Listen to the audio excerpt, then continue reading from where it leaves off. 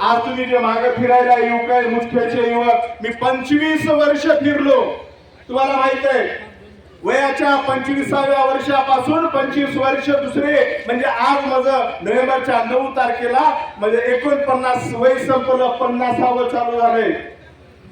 55व्या वर्षी माझे काम करणारे युवक उमेदवारी मागण्यासाठी येतात. त्यावेळेस आम्ही जर उमेदवारी मागितली तर युवकांना राग येतो. त्यांना पण संधी मिळायला पाहिजे. याच मराठ गल्लीमधील माझा मराठा बांधव, माझा ऋषिकेश पारवेकर 15 वर्षापासून काम करायला आहे. किती तुम्हाला माहिती आहे? 15 वर्षापासून. त्याला सुद्धा टाळलं हो. पोटात आग पडते. का टाळलं?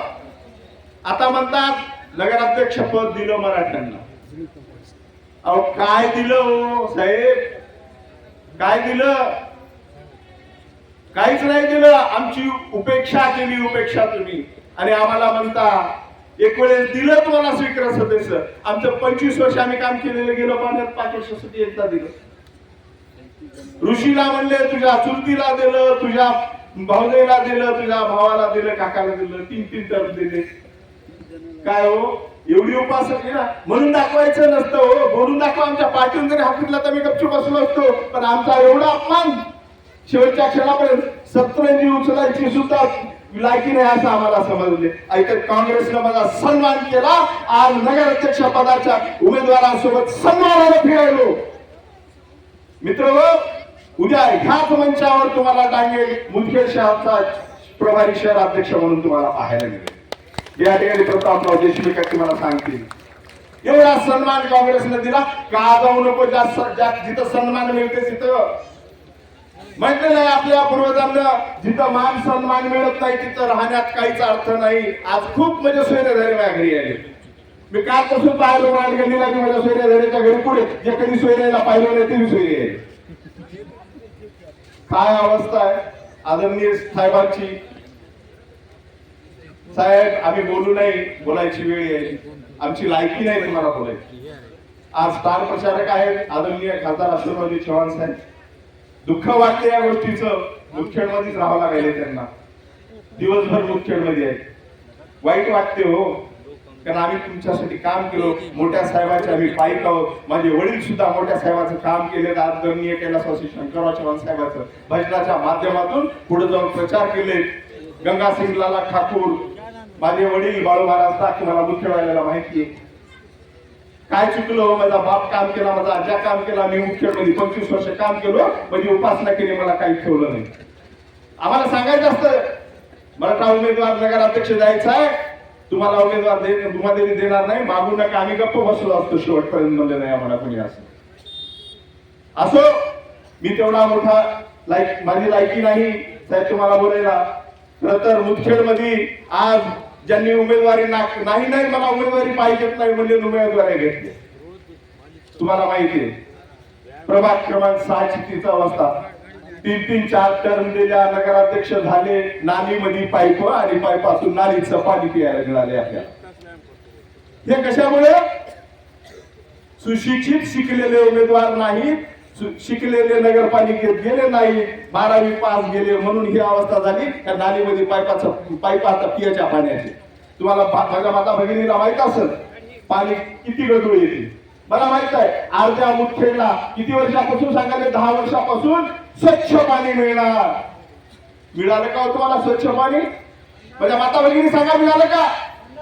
नाही मिळालं. 15 वर्षापासून काका म्हणाले 15 वर्ष झालं आम्ही ऐकलो स्वच्छ पाणी मिळणार, फिल्टरचं पाणी मिळणार. फिल्टरचं तर दूर राहिलं. आमच्या सीता नदीचं पाणी गढूळ, ज्या ठिकाणी स्मशानभूमी आहे त्याची राखपुरी त्या विहिरीमध्ये जाते. आणि आमच्या पोलीस स्टेशनच्या पाठीमागची पुरी पांदरची घाण त्या नदीच्या पाण्यात जाते, जिथं पाणी रुपलेलं आहे तिथं. आणि ते पाणी त्या विहिरीच्या त्या माध्यमातून या टाकीला येते माझ्या घरापासून. आणि रोज मुख्यच्या लोकांना गु खाऊ घालते. गु पाहिजे का? मित्र ऐका, विचार करा. रोज आपल्याला पाण्याच्या माध्यमातून भूमूत पाजवणाऱ्याला तुम्ही मतदान करणार काय? पाठवणार का तिथं नगरपालिकेत? पाठवू नका. अशा पापी लोकांना घरी बसवा जे आपल्याला भूमुताचं पाणी पाहिजे. मी नगरसेवक होतो. तुम्ही म्हणसाल तुम्ही 15 वर्षापूर्वी नगरसेवक त्या काय झालं, तुम्ही काय केल्या?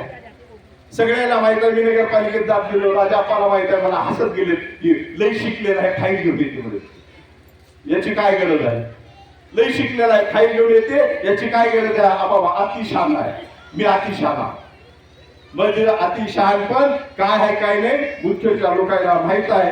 आज 30 वर्षापासून सगळ्यांना माहित आहे, मी पत्रकारितेच्या माध्यमातून मी प्रत्येकाची समाजसेवा केली, कोणालाही निगेटिव्ह बातमी दिली नाही, कोणाचा रोष व्यक्त करून घेतला नाही, माझ्या माता भगिनीचा किंवा बंधूचा. सगळे माझे मित्र आहेत, मला कोणावर टीका करायची नाही, माफ करा.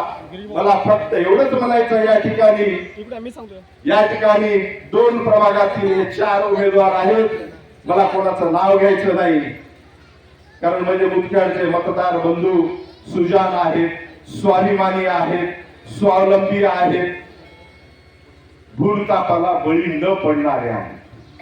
100% मला खात्री आहे, कोणीही भूलतापायला बळी पडणार नाही.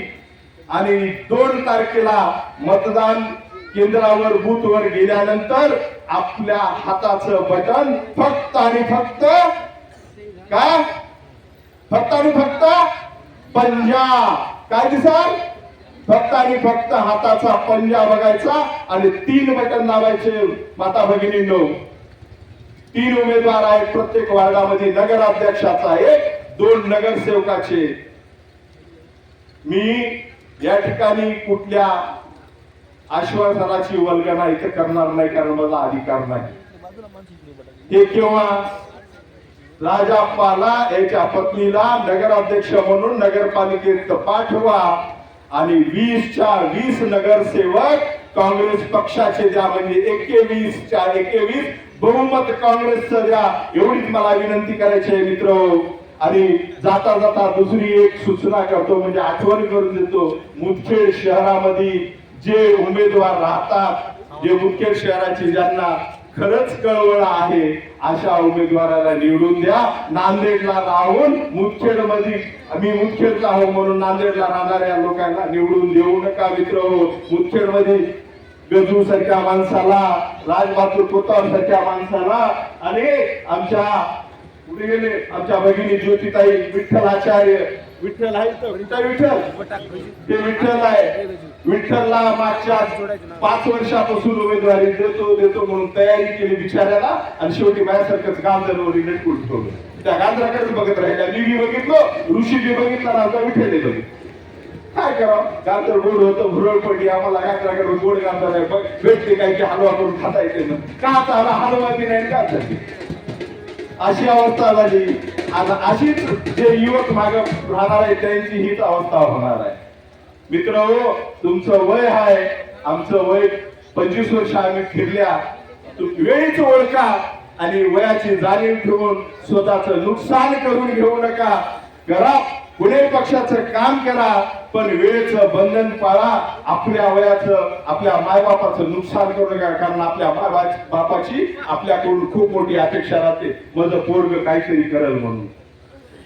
आज आमचं कसं तरी सपाटलं, पण युवकांचं पुढं भविष्य अवघड आहे मित्रांनो. आपला कुठं फायदा असेल तरच त्या पक्षामध्ये खरंच तुम्ही सतरंजा उचला, झाडून काढा, सगळं करा, पण जिथं तुम्हाला फायदा दिसत नसेल तिथं 100% माझ्यासारखं रामराम ठोका. कोणताही पण जिथं तुमचा फायदा होते तिथं जा मित्र. मला कोणावर टीका करायची नाही. या ठिकाणी मला बरेच मंडळी बोलणार आहेत, रामदादा बोलणार आहेत. दादांच्या हातात बरेच दिवस सत्ता होती, दादांनी मागच्या 23 वर्षापासून नगरपालिकेच्या बाहेर राहिले. आज सगळं विसरून दादा या मैदानात उतरले. का? राजाप्पाच्या पाठीशी सगळं विसरलं. तुम्हाला माहित आहे का उतरले? कारण मुदखेडच्या मायभूमीविषयी त्यांना खूप मोठा कळवळ आहे. त्या मातीत जन्मलेले होईल आणि या मातीत आपलं आयुष्य जिजवलं या माणसाने. सगळ्या गोष्टी विसरल्या या माणसानं, मातीसाठी पूर्ण आयुष्य जिजवलं. कोण आहे हो त्या माणसाच्या पाठीमाग? तुमच्या आमच्यासाठी हे माणूस या स्टेजवर आहे.